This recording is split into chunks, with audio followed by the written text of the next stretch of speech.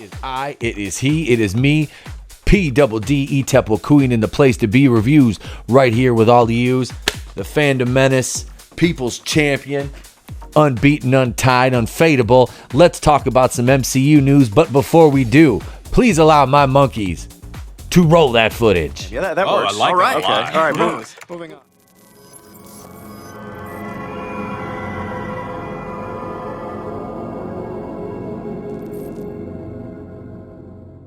One.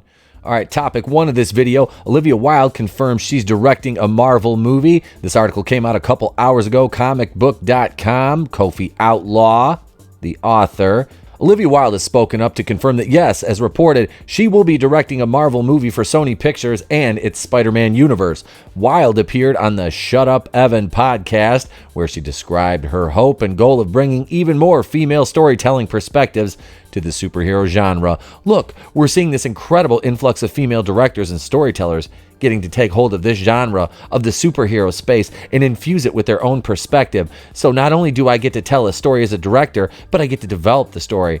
And that was what made it so incredible for me. Okay, nothing wrong with a different perspective for these heroes, but let's keep in perspective who these heroes are and what they stand for. Not all of them are weird intersectional feminists. Not all of this escapism has to be relatable to the current day, because that's what makes it escapist entertainment in the first place. I don't need social justice messaging in a movie about a character that's been around since 1978, but since you're getting to adapt her now, you think and deem it absolutely necessary that you inject modern day politics into this. I'm not saying that it's going to happen. I'm saying that without a shadow of a doubt, it will happen. That they will insert identity politics into this character and try to give it some kind of preachy SJW feminist type messaging. According to EW, there was no confirmation from Olivia Wilde that the film she's going to be making is the rumored Spider-Woman standalone movie. However, what the actress director said above is true. Wilde isn't just directing a Sony-Marvel movie. She's getting to actually develop her own vision of this superhero story, something she sees as an important sign of changes in the industry. This is ridiculous. You don't need to change the entire face of the industry to encompass a couple people, to placate a couple weirdos on Twitter.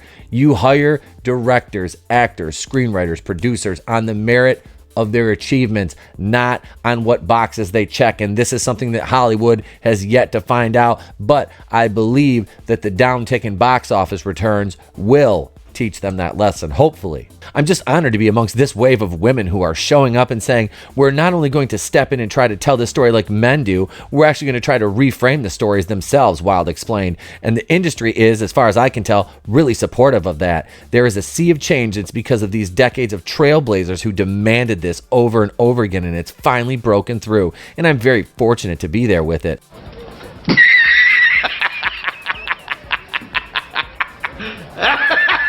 While some fans may be worried about Olivia Wilde taking on Marvel material, we would point to her directorial debut, Booksmart, as evidence that she is indeed the kind of funny yet heartfelt cinematic voice that would be great for a number of female characters in the Spider-Verse. Okay, so Booksmart, never heard of it. Do I think that we need more funny, heartfelt female perspectives in the MCU? Have any of you motherfuckers ever read a comic book? There's all kinds of female characters in there. You know, they have a varying degree of sensitivities and heartfelt moments and whatnot. This whole box checking initiative is absolutely ridiculous and force it onto the fans, but the Marvel stans, the MCU stans, will defend it no matter what. Right now, the heavy bets are on Wilde taking on the Jessica Drew version of Spider-Woman as her film subject. And I guarantee you that this movie will be cringeworthy on a Captain Marvel level at some points. I'm not saying the entire movie is going to be bad. I wouldn't mind this character, but I don't want to see it go the woke route. I really don't. Just because you have a female character doesn't mean you have to go woke. Speaking of female characters and going woke, that brings us to our next topic here. With the untimely passing of Chadwick Boseman, that means we have no Black Panther, we have no T'Challa, they have no King of Wakanda, which, the movie aside, the passing of this man was tragic. Black Panther, given its faults and missteps, still one of my top 5 MCU movies, simply because I love Chadwick Boseman in the role of the character. He was great. Now, the problem with that is replacing him. We spoke about it last night on the podcast. Killmonger would have made an amazing Black Panther had he been given a redemption arc instead of being killed off haphazardly at the end of the first movie. I say haphazardly, not as a part of the movie. Well, kind of as a part of the movie, and haphazardly in the fact that, well, you could have reused this character again. But nobody's ever really dead in the MCU once they're dead, are they? Are they though? Okay, so Killmonger as Black Panther would have been good.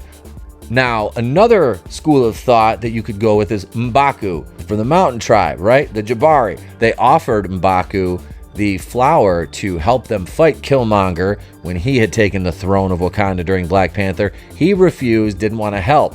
So that's always out there in the ether that you could use Winston Duke. But unfortunately, what I think they're going to do, where I think that they're going to take this, unfortunately, they're going to steer the bus towards Shuri.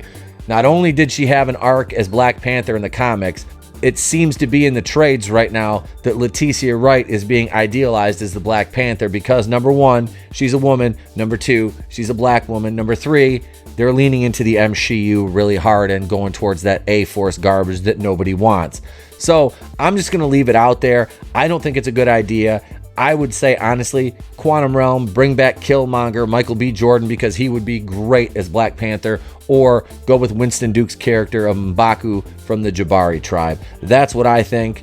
Now, point number 3 on this three-headed monster of a video, let's talk about Kang the Conqueror, shall we? One MCU theory, Ant-Man 3 sets up Kang as the villain for Avengers 5, which I'm not really worried about Avengers 5 right now. I'm more or less just worried about seeing what they do with Ant-Man and Kang the Conqueror. Kang the Conqueror's inclusion in Ant-Man 3 is huge for both the movie and MCU as a whole.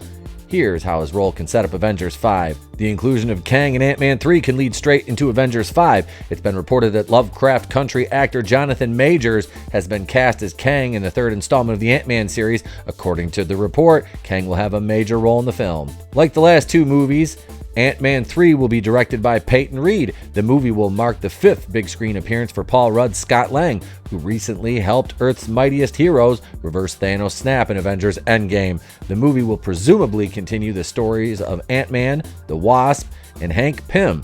Similar to Guardians of the Galaxy 3 and Blade, Ant-Man 3 is an upcoming Marvel movie that doesn't yet have a release date, which means that unless Phase 4 is extended, it will most likely be a part of Phase 5. Previously, Scott Lang and his friends have gone up against Yellow Jacket and Ghost, who were both challenging adversaries for the characters. Ant-Man 3, however, will put Scott Lang in an even greater bind if it's true that his opponent is classic Avengers villain and time traveler from the future, Kang the Conqueror.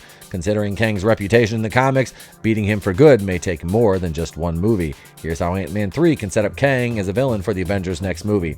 Now, like I said, this is going to be a race-swapped character. The actor from Lovecraft Country, Jonathan Majors, will be portraying Kang the Conqueror. Now, Kang is from the 31st century, so race-swapping this character, while it may dog whistle for some people, and honestly, my opinion is I don't see why it's necessary to do this, because if you want to have a villain who's played by a black man or any other ethnicity, just make a new character. Just simply make a new character. Don't take a pre-existing character that everybody knows and then race bend them and then call us bigots and racist when we're like, why are you race swapping another character? Now, this begs the question because Kang the Conqueror's name, Nathaniel Richards, is related to Reed Richards. Now, I'm not sure if race bending this character will affect the Fantastic Four because Kang's name, Nathaniel Richards, he's related to Reed Richards. So are they going to make the Fantastic Four, the patriarch of the Fantastic Four, black? Who knows? I don't think they will. But if they want to do that, like I said again, just make new characters. Just make new characters. Stop. It's unnecessary. Your woke points aren't redeemable for cash, okay? And race swapping characters, while always not a big deal, when it comes to these kind of characters, like they're like, well, we're going to make Superman black. Well, why don't you just make a black Kryptonian character, write him an interesting backstory, and there you go. There's Black Superman. There's already been a Black Superman in another timeline anyway, so it doesn't really matter. Like I said, I have no issue with Kang. He's from the 31st century. He could be whatever he wants to be. You know, it's so far in the future. Ant-Man 3, this is going to be a neat movie because this might end up being kind of like a mini Avengers movie. If you have Ant-Man, Wasp, and a couple other characters thrown in, possibly an appearance by the Fantastic Four. I don't think they'll do that because I don't think they're anywhere near ready to cast that yet. Hashtag John Krasinski for Reed Richards. I don't care if Emily Blunt plays Sue Storm, but I do want to see Krasinski as Reed Richards, and a good adaptation of the Human Torch and the Thing as well. What do you think about Kang the Conqueror making his appearance in Ant-Man 3, setting up for a possible arc in Avengers 5? Is he the next level of villain that you want to see in the MCU? Sound off in the comments below. Let's get out of here before this thing gets any longer. Don't forget to do all the YouTube things. Bitch slap that like button. And remember, until next time you see the Fandom Menace People's Champ, if I don't see you, have a great day and a pleasant tomorrow. I'll catch you on the next one.